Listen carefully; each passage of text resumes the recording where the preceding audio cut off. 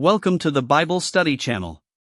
This is the systematic theology of the daily office for August 10, 2026, Judgment, Rescue, and Hidden Providence. Some rescues are impossible to miss: the sea opens or a prison door breaks. Others stay hidden for a long time. Joseph vanishes from his family while Noah watches water erase every landmark. In 2 Peter, a young church watches false teachers behave as though judgment will never come. Today's readings hold those experiences together. They confess that God judges evil and never loses those who trust Him. That confession offers no promise of painless lives. Joseph is trafficked, and Noah spends months inside the ark. The psalmists have to cry before they can praise. Sometimes God opens a way out. Sometimes He preserves faith through trial, and every Christian hope finally rests on resurrection. Trusting Holy Providence is hardest while the pit still looks empty and the water hasn't yet gone down. The semi-continuous track begins with Psalm 28. The worshipper fears God's silence, asks not to be swept away with deceitful people, and ends by asking the shepherd to carry his people forever. Genesis 37 then shows Reuben at an empty pit, Joseph's brothers staging a false death, and Jacob descending into grief while Joseph is sold in Egypt. The complementary track pairs Psalm 18 with the flood. David praises the God who hears from his temple and draws him from mighty waters. Genesis 7 and 8 describe the waters of judgment, the ark, and the moment God remembers Noah and begins the waters' retreat. Both tracks meet in 2 Peter chapter 2, where God preserves the faithful in trial and keeps the unrighteous for judgment. Psalm 28 warns about workers of evil who speak peace with their neighbors while mischief sits in their hearts. Genesis 37 gives that warning a human face. Reuben returns to the cistern, tears his clothes, and asks where he can turn. The brothers dip Joseph's robe in goat's blood and send it to Jacob with a carefully framed question: "See whether it is your son's robe or not." They let their father complete the lie. Jacob concludes that Joseph is dead and says he will go down to Sheol mourning. Then his sons rise to comfort him, including the men who created his grief. Sin here is more than one violent act. It builds false evidence and controls what another person is allowed to know. Then it performs sympathy without confession. Divine judgment answers this hidden violence. God sees the intent beneath peaceful speech and defends the truth that deceivers have buried. Genesis 37 closes with one quiet sentence: "Meanwhile, the Midianites sold Joseph in Egypt to Potiphar." Jacob has no access to that fact. He sees a bloodied robe, while the reader sees that Joseph's story is still moving. The narrator hasn't yet named God's purpose, so we shouldn't hurry past Joseph's enslavement or Jacob's grief. Later, Joseph tells his brothers, "You sold me here, and also, God sent me before you to preserve life." Genesis 50 uses the same verb for two opposing intentions. The brothers intended evil. God intended a life-preserving good. Providence is God's holy rule over those distinct intentions. The brothers remain responsible, and their crime remains evil. God's purpose prevents their evil from gaining final sovereignty.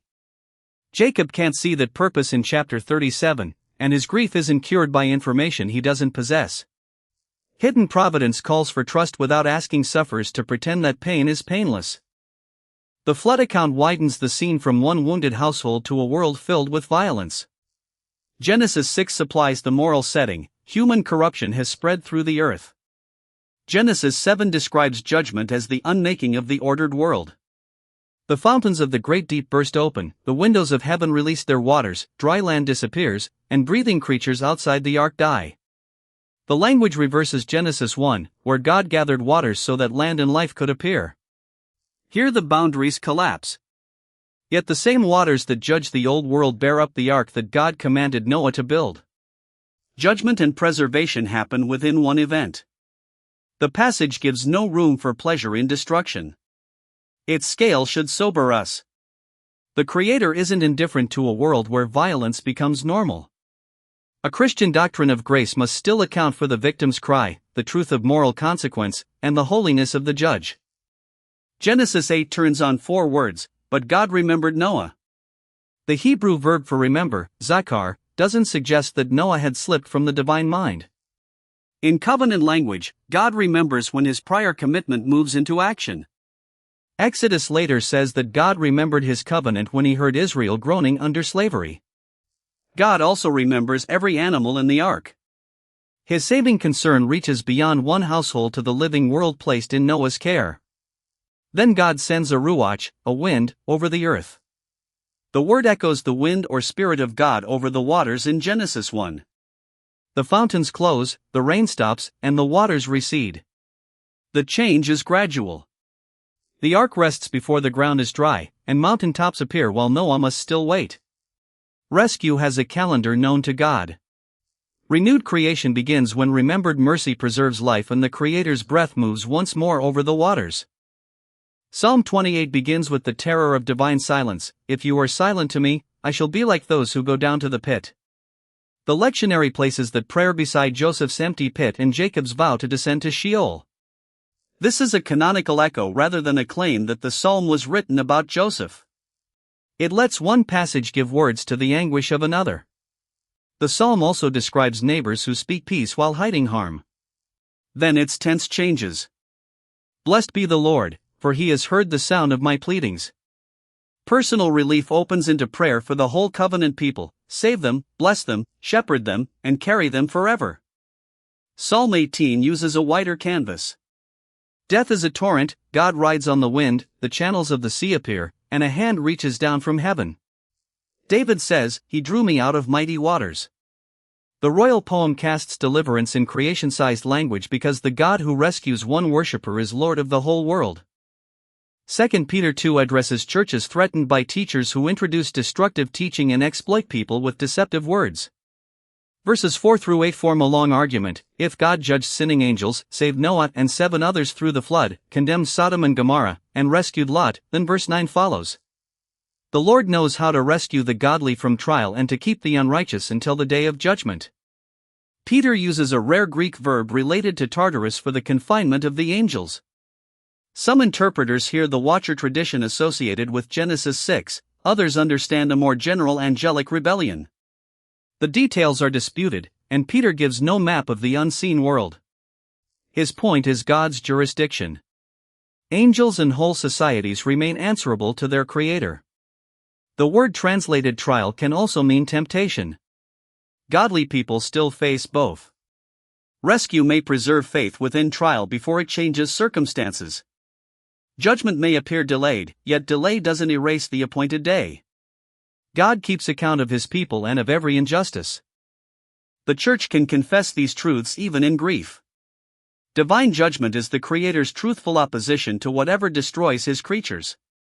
Providence can remain hidden, as it does in the sentence that carries Joseph into Egypt. Rescue often begins as preservation. The ark is borne above the deep while a captive is kept alive. A worshipper receives words to pray, and a church learns how to resist deception. Christians receive this pattern through Jesus. Noah is carried through the waters. Joseph descends into slavery and later preserves life. Jesus enters death itself and rises as refuge for others. 1 Peter joins the flood, baptism, and salvation through Christ's resurrection. Baptism saves through the resurrection of Jesus Christ. Its force reaches beyond bodily washing to an appeal to God for a good conscience. The cross holds holy judgment and saving mercy together without confusion, and the resurrection strips the grave of its claim to be the final horizon. God has acted to save in His Son. The last form of rescue is the resurrection of the dead. Psalm 28 gives frightened believers words they can actually pray. God seems silent, and the fear is spoken aloud. Bring that fear to God instead of manufacturing certainty. And don't hurry mourners from Genesis 37 to Genesis 50. The later promise is true, but people living beside the bloodied robe may need tears, presence, and time before they can speak about purpose. The brothers' method also warns every Christian community. Staged evidence and careful half-truths can turn hollow comfort into a shelter for abuse. A truthful church begins by listening to people who suffered harm and investigating what happened. It confesses the truth and refuses to call an unrepentant truce peace. 2 Peter asks the church to look past a teacher's confidence or charisma. Sound doctrine should be visible in conduct, especially in the treatment of vulnerable people, and a willingness to accept accountability. The same passage loosens our grip on one preferred form of rescue. God can open an exit, or He can sustain faith through a long wait. He protects congregations from deception, and He will complete every partial deliverance in the resurrection. The God who remembers acts. His people should remember sufferers in the same way, by carrying them rather than merely saying that they are seen. Thank you for studying with us today. If this helped you understand the scriptures, please like and subscribe. We will see you tomorrow.